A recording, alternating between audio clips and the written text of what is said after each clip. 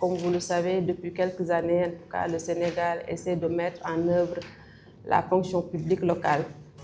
Et le Centre national de la fonction publique locale et de la formation a jugé nécessaire d'organiser des ateliers régionaux sous forme de dialogue RH pour davantage échanger avec l'ensemble des acteurs qui tournent autour de la question, surtout ce qui concerne cette réforme-là et dans le cadre global de sa mise en œuvre.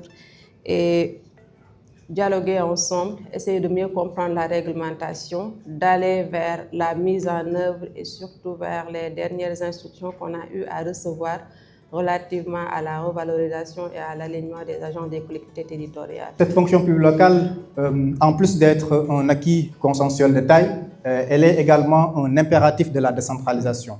On ne peut pas faire la décentralisation ou bien on ne peut pas réussir notre politique de décentralisation tant qu'on n'a pas des ressources humaines de qualité au sein des collectivités territoriales. Il y a deux catégories d'agents dans la fonction publique, les fonctionnaires et les agents non fonctionnaires. Les agents non fonctionnaires sont régis par ce décret. En fait, je rappelle également ce décret, c'est fortement inspiré du décret 74-347 du 12 avril 1974.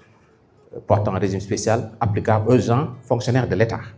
Ça veut dire que le cadre juridique de la fonction publique locale, c'est le pendant du cadre juridique de la fonction publique d'État. Au niveau national, nous avons 18 716 agents des collectivités territoriales et la région de Matam en a 516, représentant 2,76%.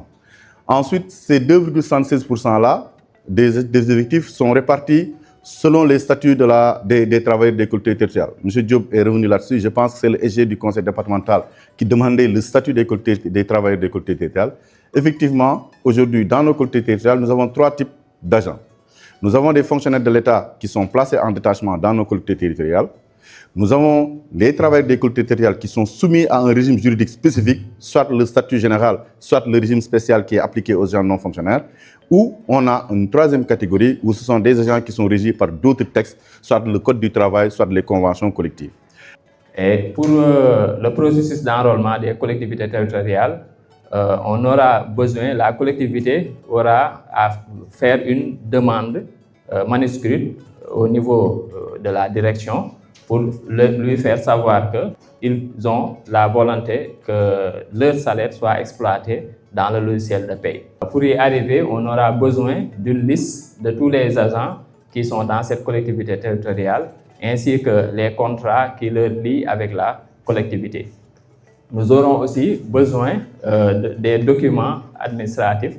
À part les contrats, on aura besoin des actes de naissance ainsi que les certificats de mariage pour pouvoir les prendre en compte au niveau de la grappe familiale. Cette étape des dialogues RH est d'une importance capitale pour nous de vous faire un rappel du cadre légal et réglementaire, de l'importance du respect de ce cadre légal et réglementaire qui régit même le recrutement, la vie de l'agent ainsi que sa retraite et tout ce qui tourne autour de l'évolution de sa carrière.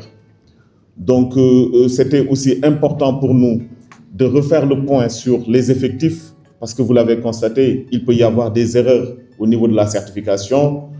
Il y a beaucoup d'allers-retours entre les exécutifs locaux et le centre. Et effectivement, c'est dans le cadre de ces échanges qu'on peut revenir sur les chiffres et vérifier leur véracité ou l'exactitude, en tout cas, des statistiques dont nous disposons. Ensuite, c'est pour nous l'occasion de vous présenter les outils et les instruments que nous mettons à disposition des collectivités territoriales parce que nous sommes investis d'une mission d'accompagnement et de suivi